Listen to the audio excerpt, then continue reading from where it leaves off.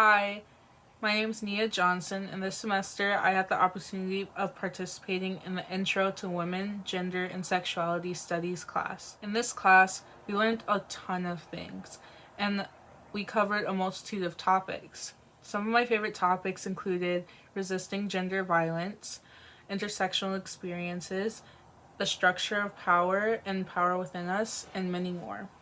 In this video, I will be covering the topics that I listed, and I will be showing that with this new knowledge that I've gained, I have truly transformed my learning.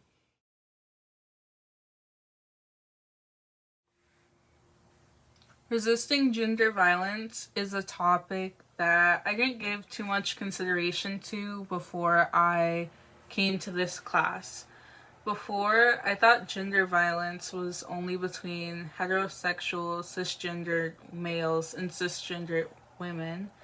And I heard about violence towards LGBTQ plus people in the news, but I wasn't too versed on the topic. But this class definitely helped me get more information and be more informed.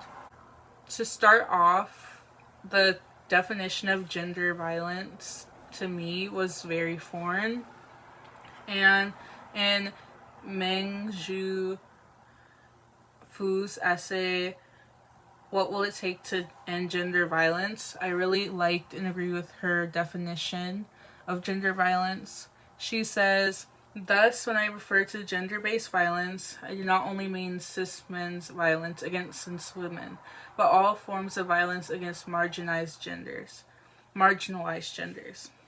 And I think that's like a great definition, because when I think of gender before, I just thought of male and female, but now I realize that marginalized genders include trans women and transgender people, non-binary people, and women.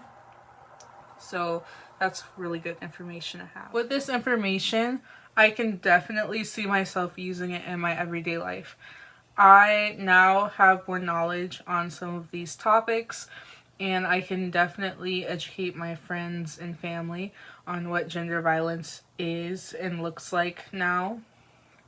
And I can prevent myself from being prejudiced and participating as a bystander in gender violence. I can speak up and I can identify situations as gender violence, and I can be an advocate now.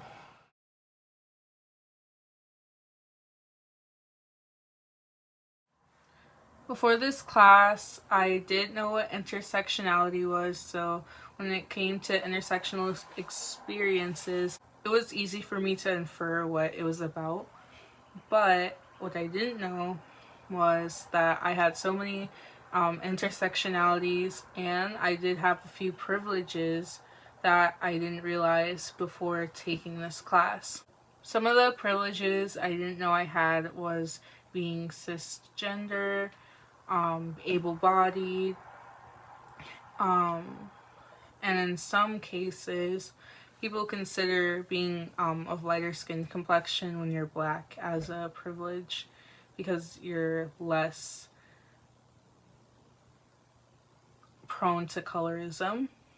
So, like, knowing these things about me definitely helped me move a little differently when it came to how others perceive me.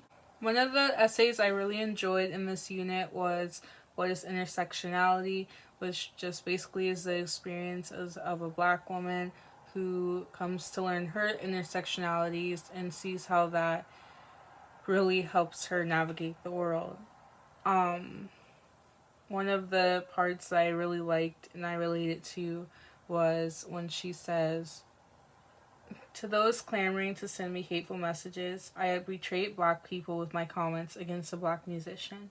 I had taken the side of the white oppressor by speaking so publicly about a black man's crimes. But this is because the idea of blackness and oppression that black people face did not include black women and the specific oppressions we face from being both black and woman. So, I have an idea of who she's talking about. And I remember I got into my own set of disagreements with black men about the same topic. So, um, seeing this article and hearing her perspective definitely shows me and helps me see that, yes, one of the reasons that they might have not agreed with me is because they don't take in consideration the intersectionality of the black woman, that she's black and a woman. And I feel like in my own life, I've definitely had people, I can say, have not taken in consideration my intersectionality as a black woman, especially in feminist groups that I've joined in, high school and outside of school. A lot of feminist groups don't take into consideration that black women are almost dealing with 2 times the oppression just on top of being a woman. And, they want to take the black out of it and ask, black women in general to choose being a woman over choosing being black. But, we don't have that privilege. So this was like really eye-opening, just like reading that essay and kind of understanding this intersectionality more.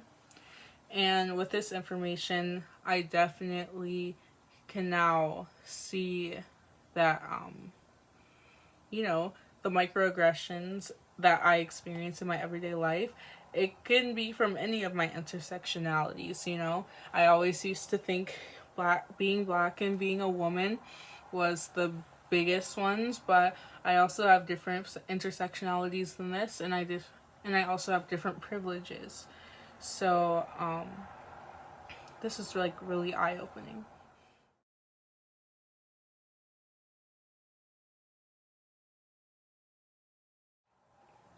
The structure of power was one of the first units we covered during the beginning of the semester, and it included one of the videos that really set it off for me for the entire year.